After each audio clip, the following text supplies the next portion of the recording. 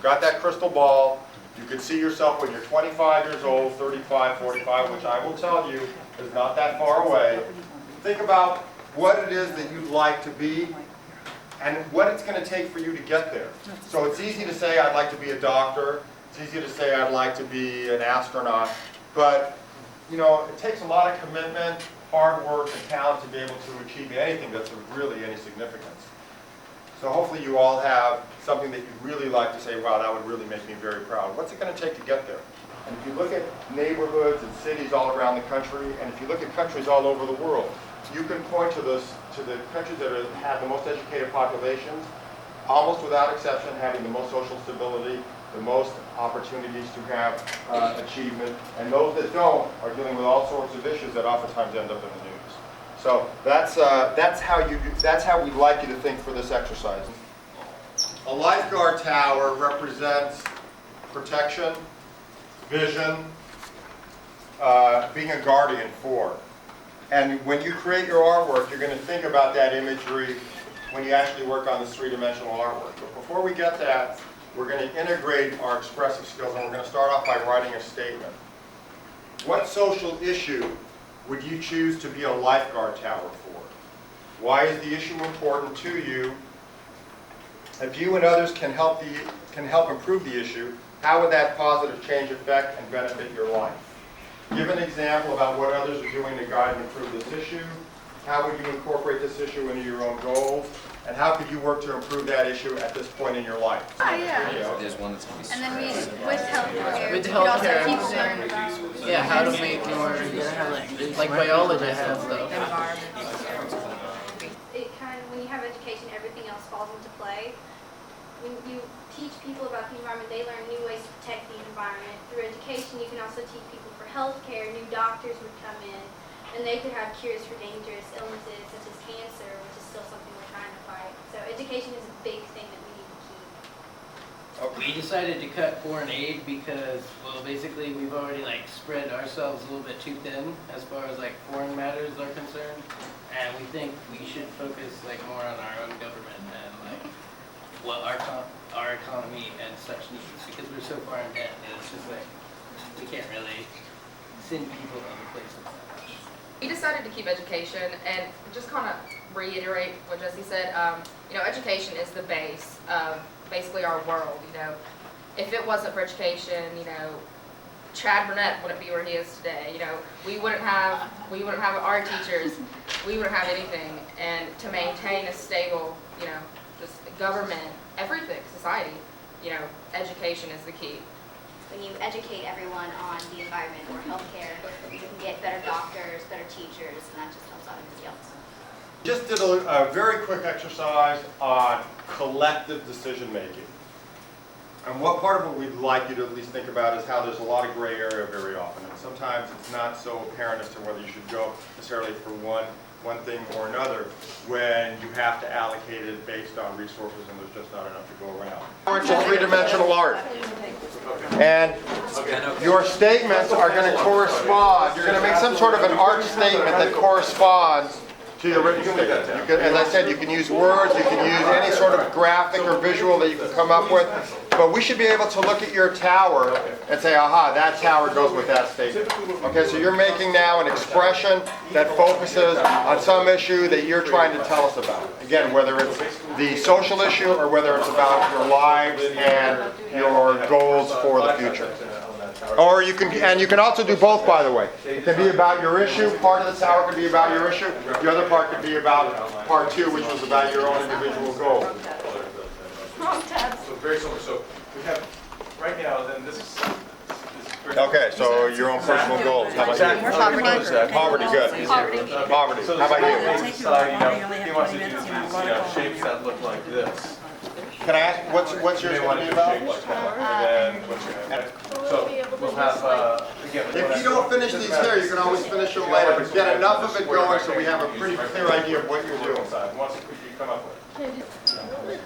Here's a pencil. Yeah, I know, me either. Yeah, so we're going to limit you guys to just under about 8 minutes. It's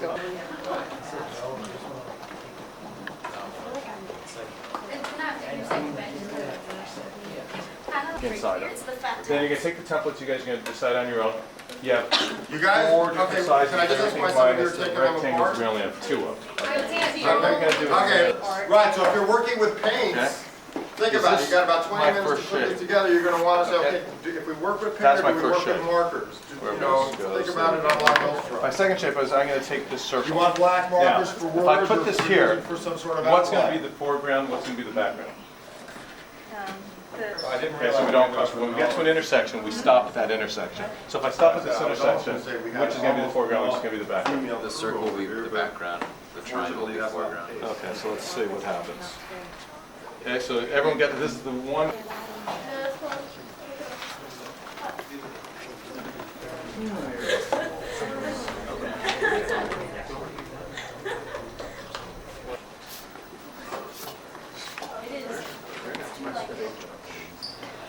Sometimes some of that negative space looks good on there too.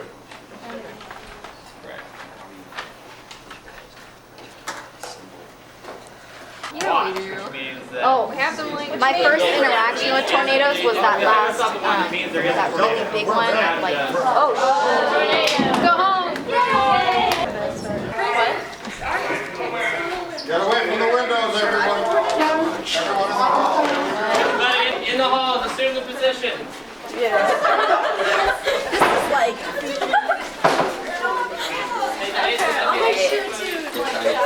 This is both of it.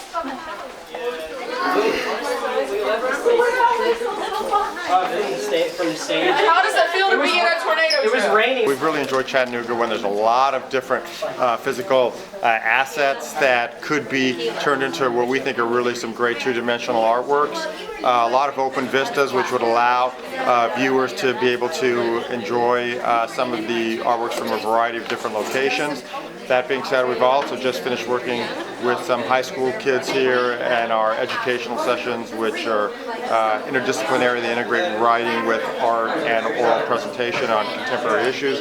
We're just finishing up right now. We had a little bit of a blip just because we had a tornado warning, but now the kids are back into it and they're going to be making their own oral presentations momentarily. But we really enjoyed it. Mark Making has been terrific host for us, and it seems like there's some enthusiasm here in Chattanooga. So as we said, when we come back, hopefully this time next year, we'd like to see at least 20 locations that have nice artwork all over the city, because there's a lot of space that's just begging for it right now. I am so thrilled that we had the Massey brothers come to visit. Ed and Bernie Massey did 3 different components of their visit here. I had the pleasure of bringing them here, funded by a Create Here grant for my professional development as a community-based public art facilitator. We just watched this classroom piece, and I'm totally blown away about how the Massey brothers do things. The whole civic component, and then what would you do personally, and then to put these thoughts sort of on a lifeguard stand, which is part of a bigger project that they're doing. I just thought it was all linked together and woven together really well. I loved it the way they were in the classroom. I definitely took a lot of notes, like Bernie is really pushy, and I really like that. I mean, I thought I was pushy. He was great and very, very structured, I thought. And I agree totally that it's really important to be structured in class so that you can be free with your ideas. It helps to have that structure.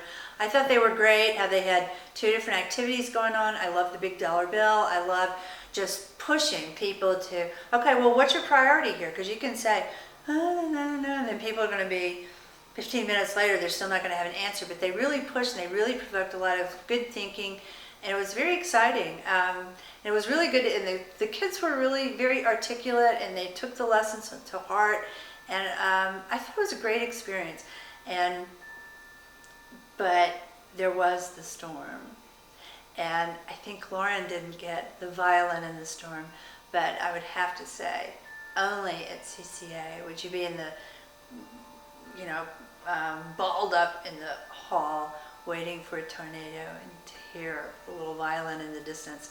Only at CCA. It was a Titanic moment. That was a lot of fun.